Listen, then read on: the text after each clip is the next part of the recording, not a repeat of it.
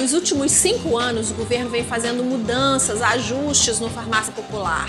No episódio de hoje, a gente vai entender como que essas alterações estão impactando o dia a dia do empresário que tem a farmácia credenciada ao programa. Está começando mais um Ed Farmácia.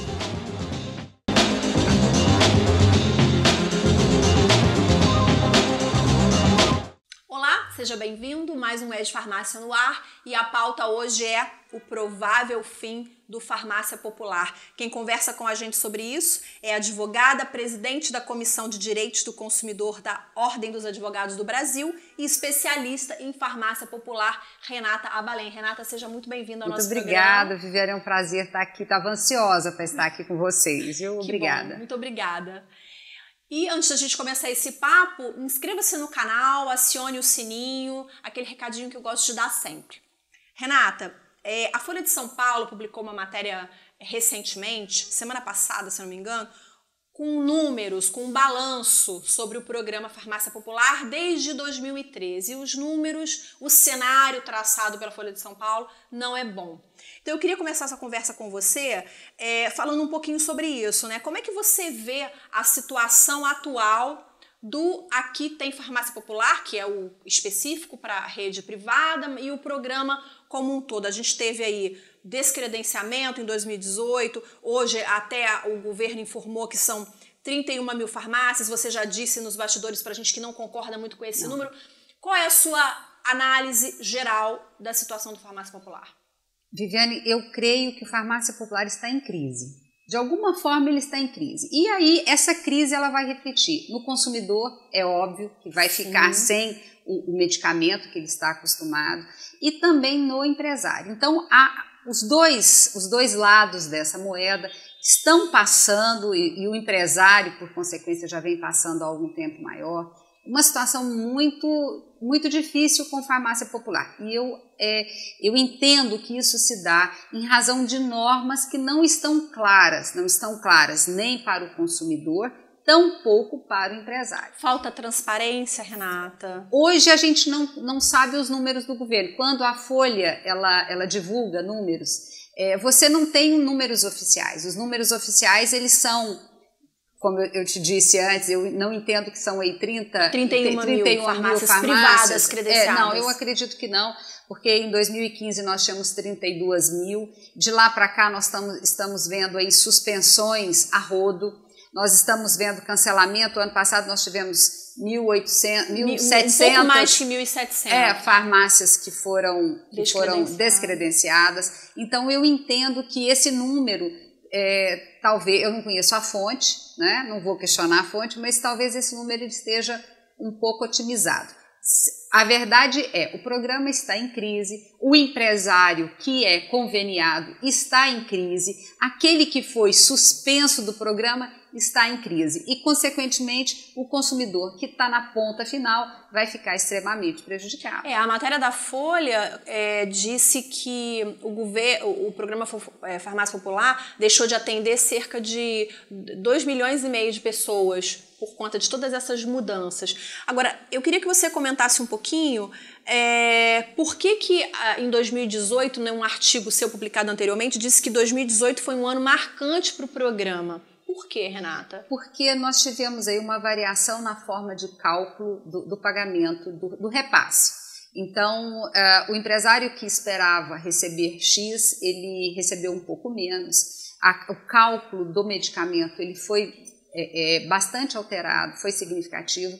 E depois, no final do ano, nós tivemos a suspensão e a informação da suspensão do descredenciamento de 1.700. E qual foi a justificativa para esse descredenciamento? Então, essa situação, Viviane, ela foi muito interessante, porque num primeiro momento, o DAF, que é quem administra o programa hoje, ele informa que essas farmácias elas não estavam operando. Esses CNPJs, eles estavam... São farmácias fechadas, por exemplo? Não, inativas, a pessoa conseguiu o credenciamento e não quis tocar, ela não vendeu, ela guardou ali o credenciamento. No primeiro momento, o DAF informa isso e depois ele vai e informa o seguinte, que eram farmácias que estavam, aí emitiram uma nota oficial, que eram farmácias que estavam com problemas e foram suspensas. Na verdade, O que a gente vê, quem acompanha a farmácia popular, desde o momento em que chega um e-mail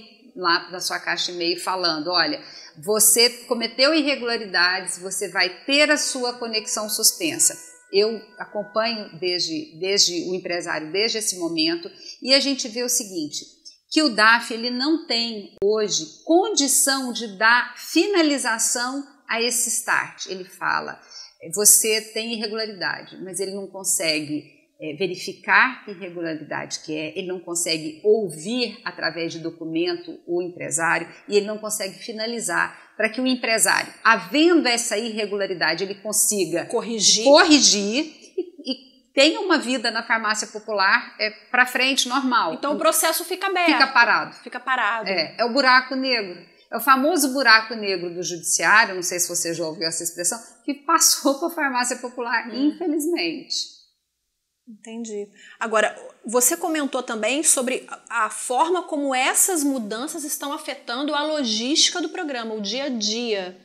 Sim. Né, da farmácia. O que acontece? Nós tínhamos, algum tempo atrás, até 2017, as auditorias eram concluídas, eram inauguradas e concluídas pelo DENASUS. O DENASUS não faz isso mais. Então, os auditores do DENASUS não fazem mais essa auditoria. Passaram todas para o DAF. E o DAF não deu seguimento.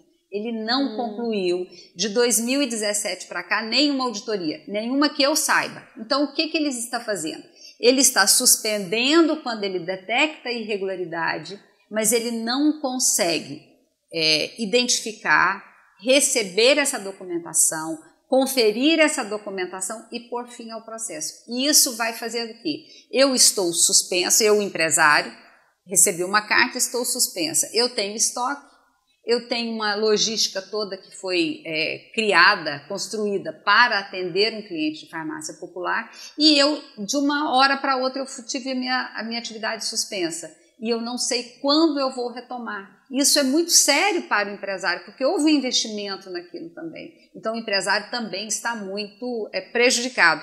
E o consumidor, que é acostumado a ir naquela farmácia, hora que de uma hora para outra ele vai passar o medicamento ele não consegue comprar o medicamento, ele vai para outro lugar, mas às vezes não tem esse outro lugar perto.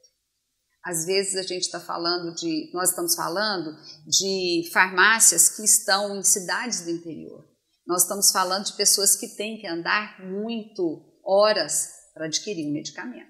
Então isso não é uma coisa, não é simples, é uma coisa que o governo deveria estar olhando principalmente para essas farmácias próximas de rede da zona rural, principalmente nessas cidades pequenas. Essas mudanças todas aconteceram no governo Temer. Você tem notícias de como o governo atual vem conduzindo o farmácia popular? Não, nós não temos nada. A comunicação ela é muito restrita, infelizmente. O que a gente às vezes conseguia por um telefone, saber por um telefone ou outro, hoje você não consegue. Então você tem que se deslocar até Brasília para saber alguma coisa. Não existe nos sites. Não existe nenhuma informação. Então, assim, a transparência, ela hoje não é zero porque existem alguns dados lá, mas também a gente não consegue aferir se esses dados estão corretos. Renata, mas então fala pra gente o que o empresário precisa fazer diante de todas essas inconsistências, toda essa insegurança que o programa tem enfrentado agora. Bom, o que eu entendo é o seguinte. O programa Farmácia Popular, ele hoje ele está debaixo de uma norma, de uma lei, aliás, de uma legislação administrativa. E o nosso ordenamento jurídico, ele fala o seguinte, ninguém é obrigado a fazer ou deixar de fazer alguma coisa senão em virtude de lei. A norma que rege o Farmácia Popular não é lei, é norma administrativa. E ela é cheia de inconstitucionalidade, ela é cheia de ilegalidade. Para mim, o empresário deveria se movimentar para alterar isso aí. Vou te dar um exemplo. Eu, enquanto empresária, eu tenho tantos dias para apresentar documentos, mas o DAF não tem tantos dias, ele não tem obrigação de me responder em tantos dias, então eu fico esperando. Nós acompanhamos procedimentos que clientes nossos estão esperando aí faz 2 anos e não tem resposta. 2 anos com um estoque, 2 anos com um investimento parado e não existe possibilidade, não existe resposta. Então eu não sei se eu estou errada ou se eu estou certa. Eu não sei se a documentação que eu apresentei ela é uma documentação que prova alguma coisa, que resolve alguma coisa, porque eu não vou... o DAF não me dá essa condição. E quando você diz que ele tem que se movimentar, como que seria esse movimento? Só para ficar um pouco mais claro para quem está nos assistindo. Nós temos aí várias associações, como a Ascoferj, né? A Ascoferj eu sei que tem feito um trabalho muito interessante. Ações coletivas, por exemplo. Ou busca o judiciário. Mas o que a gente tem visto é que principalmente os empresários, os pequenos empresários que não têm acesso ao judiciário ou que não têm acesso a um profissional que entenda de farmácia popular, ele vai ficar esperando. É o que nós estamos vendo. A maioria dos empresários estão esperando o programa voltar a funcionar, o programa analisar a documentação. E você acha que hoje o programa Farmácia Popular vale a pena para o empresário? Claro, é a única profissão no Brasil subsidiada pelo governo. Eu quero ser farmacêutica também. Então, para você vale a pena, apesar de todos esses problemas, essas dificuldades. É claro que vale a pena, é uma profissão subsidiada pelo governo. Vale a pena para o empresário e o consumidor brasileiro, ele merece isso. Renata, o nosso tempo está curtinho, a gente vai encerrar, mas antes a sua dica, o seu recado final para quem está nos assistindo. Vá atrás do seu direito, empresário. O Farmácia Popular ele é excelente, você não pode ficar sem ele, mas procure se informar o que é que você pode fazer, até onde o governo pode cortar o seu direito ou fazer você esperar um tempo que ele tem feito esperar. Isso é injusto. Muito obrigada. Obrigada a você, pela sua presença. Muito obrigada. Obrigada a você pela audiência. Se você gostou desse conteúdo, dê um like, compartilhe nas suas redes sociais. Isso é muito importante. Obrigada. A gente se vê na próxima semana. Tchau.